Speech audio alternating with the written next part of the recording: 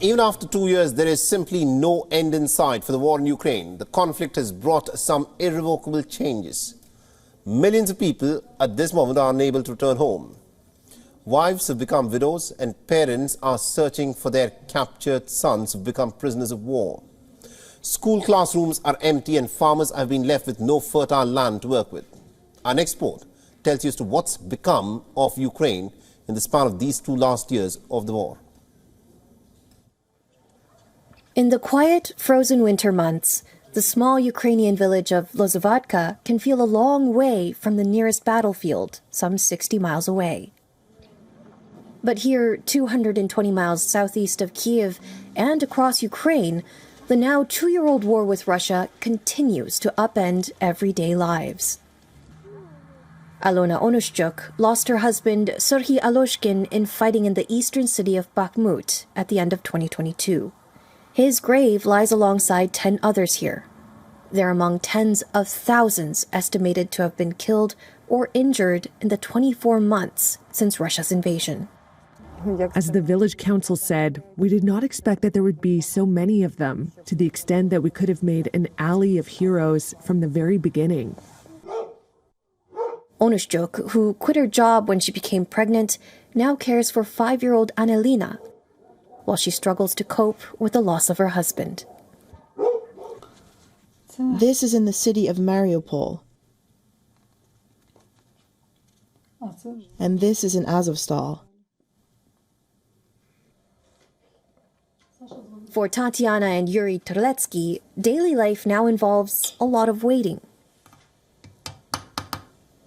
For news about their son, Denis, who they say was captured in the port city of Mariupol in May 2022. This is very difficult. It is 2024 and we don't have any news. I don't know anything about my son. You might not notice when looking at me, but deep down I worry too. Sometimes he comes into my dreams. I want to see him again. I want him to come back home soon.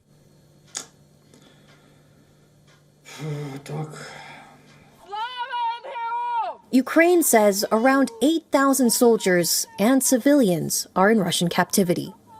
Another 3,000, mostly from the military, have been freed in prisoner of war exchanges, but many families have been left to ponder the fate of captured relatives.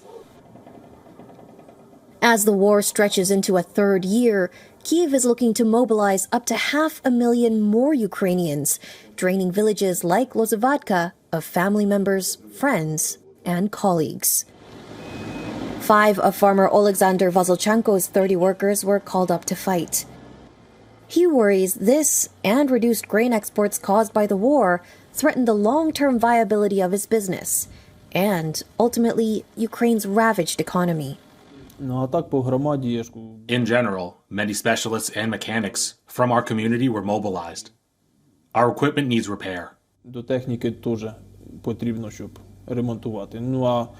We need to cultivate the land, and we haven't trained young people yet. We will work on this.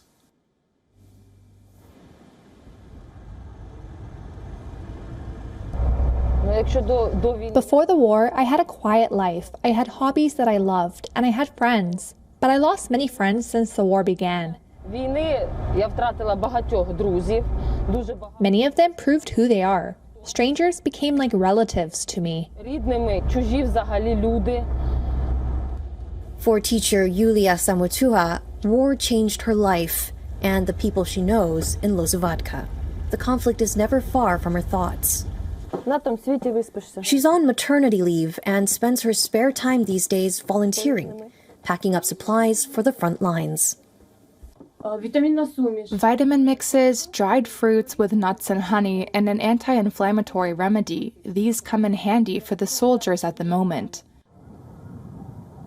Many lives have been turned upside down in villages, towns, and cities across Ukraine. Anastasia and Alexander Korobchunko escaped from their home in Luhansk region to the relative safety of Lozovadka. The couple is among 3.7 million internally displaced Ukrainians. Another 5.9 million remain displaced outside Ukraine. The couple say their plans are on hold until their future and that of Ukraine is clear. When you don't know what will happen to you tomorrow, it's very hard to even think about living with a child in these conditions. I would really like to have a full family and give birth to a child, but we do not know where we will be tomorrow and what will happen to us tomorrow. WION is now available in your country. Download the app now and get all the news on the move.